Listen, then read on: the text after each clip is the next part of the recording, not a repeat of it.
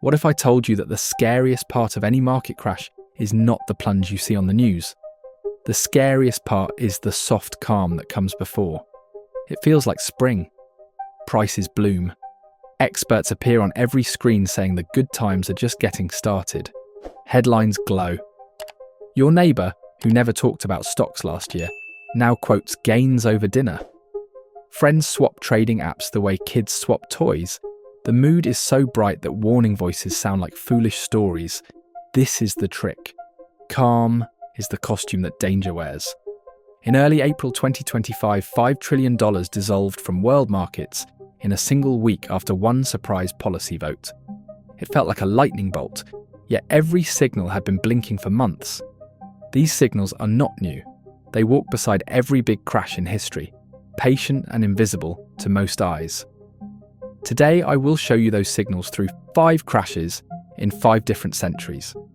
By the end, you will see why Warren Buffett keeps cash handy, why some of Donald Trump's promises make investors sweat, and why the next big fall may have already begun, but you're not realizing it.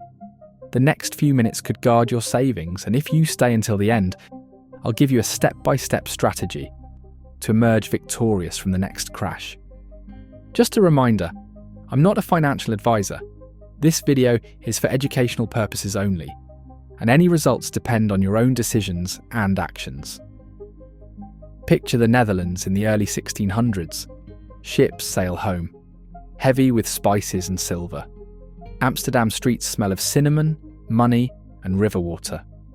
Merchants toast their good fortune in candle-lit taverns. They crave a new way to show status. They choose a flower.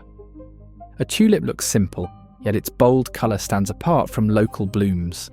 Soon a single bulb of a rare striped variety costs a month of wages. That feels expensive but also thrilling. A rising nation loves proof of its own greatness, and a rare bloom tells the story. Then a clever idea appears. Futures contracts. You pay now and pick up the bulb after it grows next season. Growers like the certainty. Buyers like locking in a deal. But prices keep climbing. Suddenly the contract itself trades like treasure. A farmer sells a promise for 10 bulbs to a baker. The baker flips that same slip of paper to a sailor the next day for a tidy gain. None of them ever touched the soil. The game spreads. Shopkeepers quit work to sit in taverns swapping contracts. Boarded up bulbs pass between hands 20 times before seeing daylight. A single bulb sells for as much as a townhouse on the main canal. Friends form tulip clubs, pool cash, and borrow from lenders who accept bulbs as collateral. Paintings show proud citizens holding tulips like modern influencers hold sports cars. Overconfidence becomes culture. Local pamphlets celebrate endless riches. Jokes circulate about servants buying their masters. The streets of Harlem host open-air exchanges, where words, not flowers, change pockets. No one plans for prices to fall. Any dip invites new buyers convinced of easy profit. Then one foggy February morning, an auction in Alkmaar draws weak bids. A whisper of doubt slides through taverns faster than smoke. Sellers outnumber buyers by sundown. The next day, prices drop in half. Panic follows. Contracts collapse to nearly zero. Land traded for bulbs must be repurchased with gold nobody has. Lawsuits clog courts for years. Lives break. A carpenter who borrowed against his home to buy bulbs lives the rest of his days renting a small room. A widow who traded her dowry for a bouquet returns to sewing to survive. Yet the tulip itself never changed. The only thing that changed was belief. That first great bubble leaves us our first warning. When excitement turns into certainty, when people stop asking whether a thing is worth its price and only ask how high it will go, danger is already inside the house. Tulips, tech stocks, digital coins, or pictures of apes. The name is different, the pattern is the same. Jump 240 years ahead and cross the Atlantic to the United States in 1873. The Civil War is behind the nation, but a new industrial war is in full swing. Railroads stitch the map together. Each new line sparks a land boom. Steel foundries roar day and night. Coal mines dig so deep, that entire towns live underground. People believe the train will remake space and time and turn every sleeper town into a city. Jay Cook is the banker of the age. He financed the Union Army, and newspapers call him the tycoon of freedom. Now he dreams even larger. He wants to build the Northern Pacific Railway from Lake Superior to the Puget Sound. The route will cross forests, prairies, and mountains that few settlers have seen. The project needs the kind of money no single bank holds. So Cook forges a plan. He will sell bonds to everyone, rich and poor alike, promising steady interest backed by the future riches of the West. The sales pitch is irresistible. Posters show green farm plots and shining track under endless blue skies. Families in Ohio buy bonds from travelling agents. Church groups pool tithes. Firefighters invest their pension funds. For a while the plan works. Track crews advance. Towns sprout at railheads. Paper profits swell.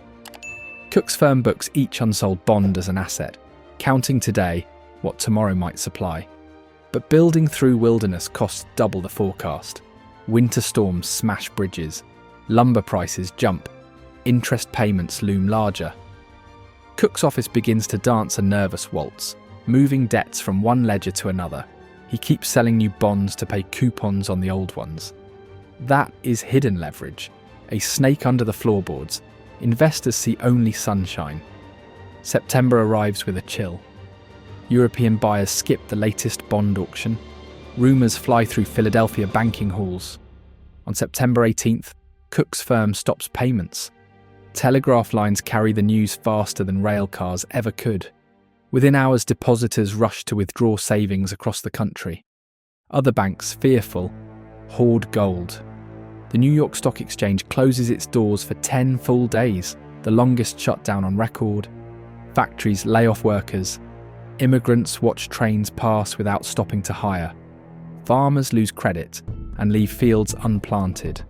What begins as a single failed bond sale becomes the Long Depression. It lasts over 20 years for some parts of the world. The lesson is carved deep. Growth that relies on rolling old debt into new debt is a tower of cards. The wind only needs to puff once. Here we mark our second warning. Hidden leverage tied to grand visions can mask rot until one missed payment pulls out the keystone. By then the structure falls so fast that nobody can run for cover. Now move forward to the bright lights of 1929. Radios sing jazz every night. New York skyscrapers stab the clouds. Henry Ford sells millions of shiny cars on credit plans. Housewives buy vacuum cleaners that promise more free time. Advertisements preach progress. The stock ticker taps out rising numbers that feel like music. Margin loans are the trumpet of the era. With $10 down, you can command $100 of stock. Broker ads call it finance for the common man. Barbers give tips while cutting hair. Railroad clerks brag about gains at lunch. A teenager in Kansas mails $5 to a broker and gets a certificate back, signed by a stranger in Manhattan. It feels like owning a piece of the future. Financial engineers keep stacking tricks. Investment trusts borrow from banks, then use the cash to buy stock in each other. It is leverage upon leverage, mirrors facing mirrors. Company founders issue more shares at loftier prices. Newspapers cheer because circulation jumps whenever the front page shows a record high. The Federal Reserve worries in private memos but acts slowly. Members debate whether speculation is dangerous or simply the price of modern ambition. Politicians stay silent. No one wants the blame for stopping the party. President Hoover famously says, "Prosperity is just around the corner." Most citizens believe him because believing feels good. Then October 24th dawns cool and grey. A flood of sell orders hits the floor at opening bell. Prices tumble. Crowds gather outside the exchange building, unable to fit inside. Couriers sprint with slips of paper. A group of bankers stages a rescue, buying large blocks of blue chips. The tape steadies for a moment. But fear, once awake, does not sleep. On October 29th, known forever as Black Tuesday, the dam breaks. Over 16 million shares change hands. Some stocks fall to a quarter of their price within hours. Reporters call it the greatest wipeout in history. Yet the true pain lies ahead. Over the next 30 months, the Dow Jones sinks by almost 90% from its peak. Companies disappear. Salaries vanish. An Iowa farmer carries a piano to the auction block and gets less for it than he paid for hay the week before. Breadlines snake across city parks. Young men travel the rails looking for any job. Banks fail day after day, wiping out life savings. Parents tell children to finish school, even if the classroom is a church basement, because the actual school closed. Entire towns dim their streetlights to save money. Only in the smoking aftermath does Congress act. The Glass-Steagall Act separates commercial banking from speculative trades. The Securities and Exchange Commission follows later to police markets. Deposit insurance is created so ordinary folks know their savings are safe. These reforms are anchors, yet they do not erase the scars. Our third warning is carved here. When credit grows faster than understanding and rules lag behind invention, collapse becomes corrective surgery. The cure is as painful as the illness. Easy money hides risk, but the bill still arrives, and it demands compound interest in misery. Spin the globe to Southeast Asia in 1997. The air smells of diesel and ambition. Bangkok, Kuala Lumpur, Jakarta, and Seoul build glass towers year after year. Economists call them the Asian tigers. Growth rates hit double digits. Foreign investors fly in daily. Glossy magazines write breathless profiles of young billionaires sipping coconut water while directing skyscraper projects from mobile phones the size of bricks. Dollars, not local currencies, fund the boom. American and European banks offer low-interest loans in greenbacks. Why borrow in dollars? Because rates at home are high and dollars feel stable. Companies sign the papers fast. They plan to pay back the loans with profits earned in Thai baht or Indonesian rupiah. As long as the exchange rate holds steady, the math works. Profits soar. Highways spread like vines. People leave farms for factories and buy their first air conditioners. Traders in New York and London notice that the Thai baht looks too expensive given rising trade deficits. They place bets against it. The Thai central bank dips into reserves to defend the peg to the dollar. Each defence round costs millions. Rumours spread that reserves are running dry. By July, truth wins. Thailand allows the baht to float. It sinks like a stone. Panic flips a switch. Investors remember that Malaysia, Indonesia and South Korea also owe mountains of dollar debt. If their currencies fall, loan payments will explode. Money races to the exits. Overnight lending rates skyrocket. Stock markets collapse. Construction cranes freeze mid-air. The International Monetary Fund steps in with rescue packages, but the terms demand austerity. That means higher taxes, lower subsidies, and painful cuts. Families who took out mortgages in dollars face monthly bills that double. In Jakarta, riots erupt over food prices. In Seoul, office workers sell gold jewellery to help the nation rebuild reserves. Children leave private schools for crowded public ones. Growth turns to shrinkage within months. Years of progress unwind. The crash rewrites careers and politics. Suharto resigns in Indonesia. South Korean conglomerates known as chaebols restructure. Currency risk becomes a new chapter in finance textbooks. Yet the pattern at the core is simple. Dollar inflows created fast growth, but those dollars could also leave at the speed of a mouse click. Here stands our fourth warning. Herd behaviour plus foreign capital fragility. When a crowd of outside money chases hot growth, the market glows like a bonfire. But bonfires burn through fuel quickly. When confidence cools, the same crowd runs. Local investors cannot plug the hole. Asset prices tumble until the rush ends, and by then many dreams are ashes. Think of a street vendor in Bangkok named Somchai. A decade earlier he sold noodles from a cart. Thanks to cheap loans, he opened a small diner. Foreign tourists lined up. He borrowed again to add air conditioning and neon signs. His son studied hotel management. When the baht fell, his monthly payments doubled in local money. Tourists vanished. He sold the neon signs for scrap and went back to a single cart. Multiply Somchai by 1,000,000 and you glimpse the human cost. Or consider an American pension fund that bought Thai construction bonds because they promised a juicy yield with the word emerging attached. When ratings were slashed, those bonds turned into toxic paper. The fund had to write them down, lowering payouts for teachers in Ohio who never heard of Bangkok. Crashes do not respect distance.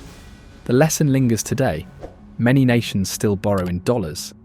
Corporations issue dollar bonds to save a few basis points. Investors pocket that yield difference without thinking about currency swings. The fuse is still there. Only the calendar has changed. Now travel to China in 2007. The whole nation feels like a construction site. Cranes fill the skyline. High-speed trains streak past rice paddies. The Beijing Olympics are 1 year away, and pride runs high. The government wants citizens to share the prosperity, so state television airs programs about buying stocks in national champions. Patriotic music plays behind ticker symbols. A new brokerage opens every few blocks. People line up with identity cards and fresh hope. Some have never used a computer, so clerks fill forms by hand. Each day, 300,000 new accounts join the market. Retail investors sit in loud trading halls watching big red and green screens. They drink tea and cheer when numbers flash upward. The Shanghai Composite climbs 130% in a single year. A cement company that hardly breaks even sees its share price triple because rumour says it will supply concrete for every Olympic arena. A small tech firm changes its name to include the word internet, and its stock jumps tenfold.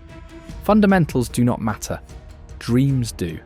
Taxi drivers install small televisions on dashboards so passengers can follow quotes while stuck in traffic. University students trade between classes. Even grandparents place savings meant for grandchildren into broker apps because rates at banks look tiny in comparison. Nobody talks about risk because the market only moves one way. But the government worries privately about bubble fever. Officials lift interest rates several times. They also raise transaction fees and warn through state newspapers that speculation is dangerous. The warnings feel mild, but they break the spell. Big investors start to lock in profits. Selling begets selling. In October 2007, the index peaks near 6,000 points. 6 months later, it sits below 3,000. By the time the world realises Wall Street has its own mortgage crisis, Chinese retail traders are already licking wounds. Many borrowed against homes to trade and must now sell apartments into a falling property market. Others empty retirement funds and return to work. The crash leaves deep fingerprints. For years afterward, average households prefer real estate or bank deposits. Stock turnover falls. The memory of screens showing endless red bars haunts a generation. The government builds new rules, but trust is slow to rebuild. Meanwhile, global funds, once eager, grow cautious, adding strain on export industries. Here glows our fifth warning. State-fueled hype, mixed with limited alternatives, can inflate prices quickly, but policy can turn down the heat just as fast. When an implicit guarantee meets explicit fear, faith collapses. Let us zoom in on Mrs. Lee, a retired accountant in Shenzhen. She keeps her savings in a biscuit tin. In spring 2007, her neighbour tells her the tin is lazy money. He points at headlines about a phone company's stock rising daily. Mrs. Lee opens an account, hands over her life savings, and tells the clerk to buy whatever is going up. She checks the electronic board each morning with friends. They clap at every green arrow. When the fall begins, the clerk suggests selling to limit losses. Mrs. Lee refuses. She is sure the state will save her. It does not. Or think of a small factory that makes zippers for jackets. The owner sees peers listing shares and getting rich overnight. He borrows to buy machines so he can meet orders that he expects from the booming garment firms on the exchange. When those firms crash, orders vanish. He still owes the bank. He lays off staff. The local night market sees fewer shoppers. Ripples reach far from the trading floor. The bubble was not just numbers, It was trust in endless growth. Trust that the state would never let ordinary citizens lose face or money. Once that trust cracked, no policy could patch it quickly. That is why many Chinese savers still favour property. A bad memory can steer capital for decades. You have now walked through 5 different eras, 5 different economies, 5 different costumes on the same old actor called panic. Let us pull the mask off by naming the patterns in plain language. Pattern 1. Excitement becomes certainty.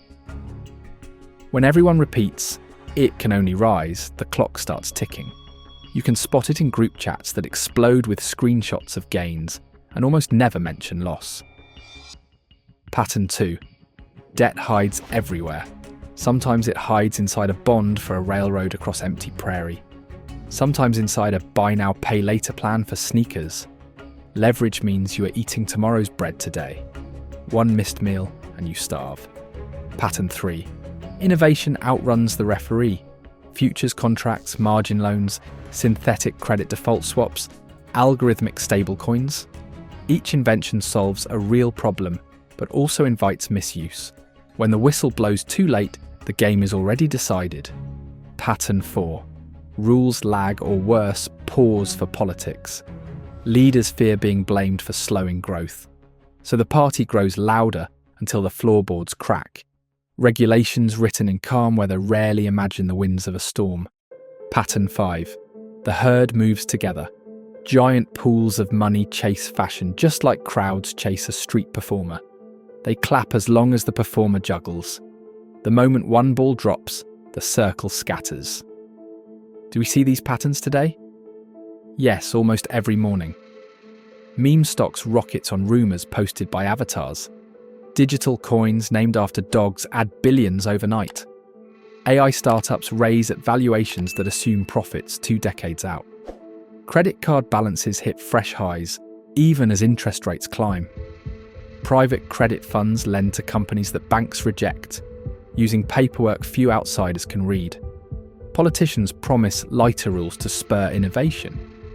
Foreign money chases the strongest dollar return, starving smaller markets of capital the moment headlines sour. The story repeats in sharper colours. So what can a careful listener do? There is 6 things you can do, and the fight one is the one that could literally save you today. First, write the patterns on a note and keep it near your screen. Each time you hear a new pitch, check the list. Does the pitch lean on certainty, on secret leverage, on regulatory grey zones, on hot money that can flee? If the answer is yes to any one item, step back. Second, build cash reserves. Cash is not lazy, it is protective gear. It buys you time when others panic. It buys you assets when they go on sale. Warren Buffett calls it his elephant gun. You do not need as much as Buffett, but you need enough for your own scale. Third, diversify for real. Owning 5 different tech funds is not diversification. Neither is holding 3 rental condos in one city, spread across asset classes, across countries, across time horizons. Diversity is a seatbelt, not a fancy hat. Fourth, question stories. A good story makes risk feel small. Ask for numbers. If a company earns $1 and trades for 100, remember a tulip once traded for a townhouse. If an app offers 20% yield risk-free, remember railroad bonds that ended in soup lines. Fifth, practice boredom. Good investing often feels dull. Reading financial statements, rebalancing slowly, ignoring daily noise that is dull by design. Excitement is fun until it bills you. Sixth, remember history winks. Crashes never clone themselves, but they rhyme. They rhyme in human emotion, in greed disguised as optimism, in fear disguised as sudden insight. When you hear the rhyme, trust your ears even if the crowd dances to a different beat. Finally, share the lesson. Talk about it with your children, your friends, and the colleague who brags about a new token. Stories shape behaviour. When more people know the signals, fewer people must feel the pain. The market will still swing, but the swing might break fewer bones. Knowledge is not a shield, but it is a map. Maps do not stop storms, they help you steer around them. Crashes grow in silence, bloom in euphoria, and harvest in pain. They do not arrive unannounced. They send postcards, overconfidence, hidden debt, fast innovation with slow rules, crowds that run in packs. You have read their handwriting across 400 years. Protect your savings. No one can stop every storm, but anyone can carry an umbrella. You now own one. Use it well. Also subscribe to this channel. Here we'll be delving deeper into discussions related to this topic and the global economy in general, so subscribe to stay up to date on everything. And if you found this video valuable, like it so YouTube can share it with more people with your interests, and let me know what you think in the comments, and I'll see you soon.